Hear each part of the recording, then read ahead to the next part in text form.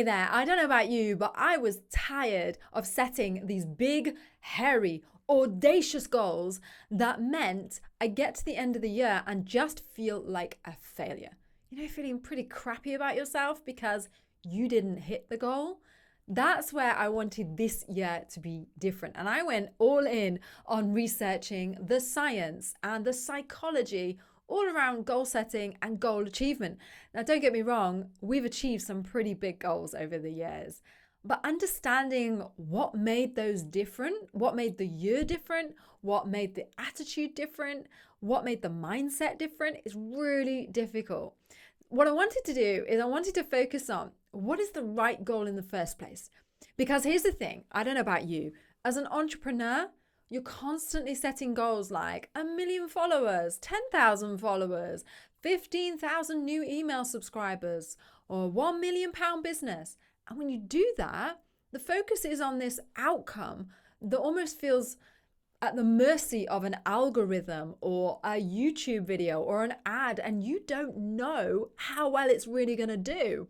So then you hang up all of your personal ego and your sense of achievement and self-actualization and fulfillment and impact and income, all hung on this outcome-based goal that you don't know you're going to achieve. Now, this might be a little bit sort of difficult to relate. When I think of this, I think, does the athlete that goes to run in the Olympics set out with the goal in mind to get a gold medal? Probably do. But is that wise? Because when they show up to get that gold medal, only one person can win. And how do they know that the people next to them can't run faster, haven't had a better day, a better diet, and all of these other things haven't gone into the mix that mean when they show up, you genuinely don't know what your competition is. Having this goal of getting a gold medal is amazing, but ultimately, if your competition is strong, you might not. And does that mean you failed as an athlete when you might have run the best run of your life, the best run of all your peers that you know? You might be at the peak performance, but you were just in a hard group. I like to think that goals are there to be strived for, but if we don't achieve them, it doesn't mean anything for our ego and our identity. And yet, so many times, I have caught myself going, I had a rubbish year. What did I do? What did I achieve? What was I working for all of that time? And then you start to let it affect your ego. Now, the psychologists like Benjamin Hardy will tell you that you shouldn't be attached to the goal. So there's the goal and there's you, but you have complete disassociation with whether you succeed or not. You just don't care. The problem is that the psychology also proved that if you don't care, you're not going to achieve it. You need to have the will and the way. I talked about this in another video. A recent study in 2018 showed us that if you don't have the will, the motivation, the why, and the strong identity that means it pulls you to achieving that goal, then it's out of balance. You can do whatever you like. You're not going to get there. We must all relate to this. The times when you thought you were not going to achieve something, you didn't. You didn't even try hard enough because you never thought you were going to get there in the first place. So I wanted to really understand what makes a good goal.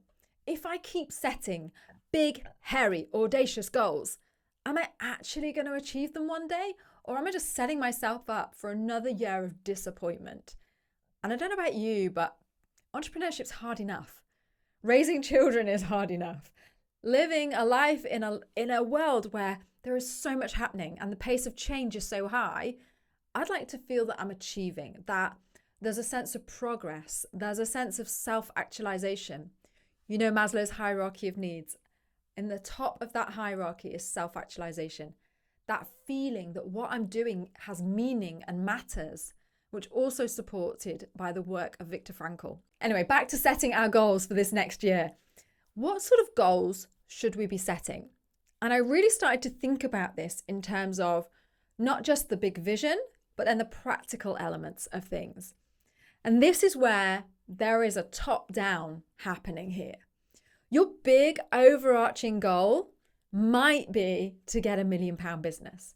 It might be to get 100,000 subscribers or 100,000 leads. You've got this big overarching goal, and there is a lot of factors at play. They could be external or internal. There might be some twists and turns. That's your overarching vision. That's the thing that pulls you. It's like Stephen Covey says in The 7 Habits of Highly Effective People, the top. Begin with the end in mind. Figure out where is your goal. Get the right goal for you. So these people that tell you to have systems in place, yeah, but what systems? What processes? I need to have systems and processes that support the end in mind. So the first starting point is that overarching vision, that top-down approach, figuring out what is it I really want to achieve. The timeline is ethereal, really. It's just time as a tool, as Benjamin Hardy would say. It goes from the top layer, the overarching vision and mission, which could be to impact 1 million lives. That's your overarching outcome goal. Before I forget, I created my own worksheet to put these goals into order and then review them every single month with my team. And I'm going to share it with you for free. You can get it. The link's in the comments down below.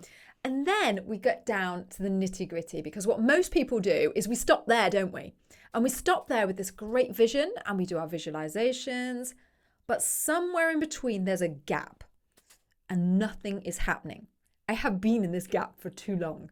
It's like the ultimate dip, because you start drifting downwards and thinking, this is never going to happen. I'm nowhere closer today than I was 2 years ago. How on earth is this ever going to come to real life, to fruition? I'm just dreaming. Is this manifestation stuff rubbish? And you start to really self-doubt. So going back to my other video about the will and the way, this is where the will, your identity, starts to shift and you start to settle.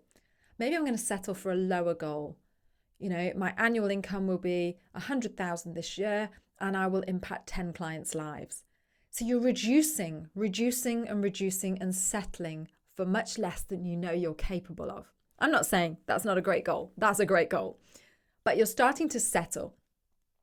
And I had to do this too. I had to think about, I'd started to get used to having few clients and few demands on my time because it allowed me to be a more present mum. And at the time I felt like, okay, my identity then is more tied with being a mum than being an entrepreneur. Now in the seasons of life, that might be right for you. For that season, until my son turned 3, that was right. That was absolutely the right place to be, the right mindset. Well, the problem is when you have a big, hairy, audacious goal and you're not even striving towards it because you've made an identity shift, you have to acknowledge that. So that goal is now parked until next time. But it's not parked and you're procrastinating and it'll never happen. It's that in this season of life, it's not going to happen. When you commit to it though, that's when the next level of work comes in. The next level underneath your overarching big, hairy, audacious goal. And that is all about putting into place the systems, which is like the foundations. And right at the bottom level, it's your habits, it's your identity reaffirming habits. It's about your systems and processes, the things that the YouTube gurus are spouting about at the moment, that you only need this layer. You don't. You need the whole lot. You need the whole hog. Right down in your foundations. And this is where it can be really threatening to you, because if you're unclear on that vision and you're unclear on what to do on the process, then it's all going to hinder achieving that big goal. If you're not committed, if you haven't got clarity, if you don't know how to do it, all of these things are really going to impact. And the other one that I find is a massive threat to achieving the goal and to doing the processes and the step-by-steps and the strategy is this idea of overwhelm. When we have taken on far too much. It's really dangerous when you have a big, hairy, audacious goal to step into your foundations and say, right, I've got to have a process for this, and I got to do it every day. This one. We engage in 5 social media platforms because Gary Vee can.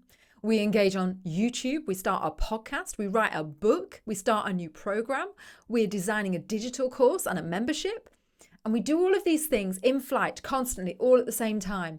Meanwhile, we start a property investment business over on the side. I know, because I have been there. This was my unrealistic expectation earlier on in this year. This was my foundations that were so full and so overwhelming, and I didn't even know how to do half of it, that I was going to learn it as I went because I was committed to this one big vision. If this is too overcrowded, if your foundations, your processes, your strategy is over complex, you are never going to get to that overarching mission and vision, ever. You have got to do this a step at a time, a chunk at a time. But how do you keep going? Because I had this problem. You ditch half of the strategy because you realize you can't do it all at the same time. And then you feel like this is so far off. This vision, I'm nowhere near still. I'm still right at the beginning. That's when you have the middle layer of goals. And it only, in business, we used to call this KPIs. It was like the initial milestones or measures that you're going to get in between. If you think of everything you do in your business as a project, there's a milestone. There's a completed set of landing pages, a completed lead magnet. You've got your lead engine in place. You've got your hybrid program or your scalable offer. And then what you do is you keep refining all of that until you get to your vision. And you keep maybe adding a layer to it until you get to your vision. But those milestones, they indicate when it's time to kickstart the next project, because you've done phase 1 and now you're on to phase 2 and phase 3. But that's a goal in itself, isn't it? There's the mission, my big overarching outcome-based goal. There's my foundations, which are my habits and all of the practices I'm going to do, the processes, the step-by-step, the strategy with the clear know-how. And then there's measuring that. The performance goals, the goals that say, I ran 100 meters today, or I finished my landing page today. Those goals, those mini performance metrics that motivate you to keep going, because there's going to be lots and lots and lots of those before you meet this big goal. But if we get stuck in the middle, and this is what happens, isn't it? We do something, we do the easy stuff first because it feels easy, and then we get stretched in our comfort zone. And to reach the next milestone, the next performance goal, we have to do something that's difficult. We have to do a new process, get into a new habit, stretch our identity beyond where it was, and then we can get tripped up. And that's what Seth Godin talks about as being the dip. This is really testing you until you're ready to go to that next level. And that's where the growth area really happens.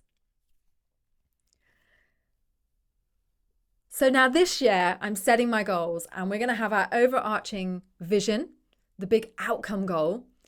I'm going to spend a long time on these performance-based goals in the middle. So this is when each project is finished, the performance metric or goal that I'm going to measure us against. And it's always going to be around our inputs. What have we done? We can't focus on how many followers we've got because the algorithm could change, but I can definitely focus on what inputs we've done. Have we done the work to get there? And then we can keep readjusting and adding things to the bottom of the mix. And then right at the bottom, I'm going to make sure we've got some solid processes, but most of all, a clear strategy. If we're not clear on what we're doing, then none of the performance milestones are ever going to get met.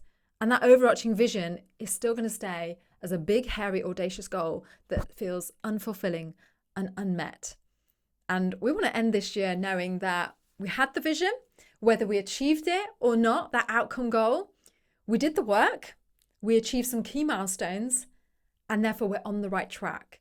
And to get to the end of another year feeling like some progress has been made, real progress, and feeling like we have a system in place, we have a focus and some clarity, is the most valuable thing that you can do when you're striving for massive goals. I hope that you enjoyed this, and I'm really going to use it to set some incredible goals at each level this next year. You can also check out my video on the will and the way, which is basically the neuroscience of goals. What's the neuroscience that goes into focusing and achieving these goals. And you can check that out. The link's below. And don't forget to grab your free workbook. The link's in the comments below. Right now, you can plan out your 3 different phases of goals.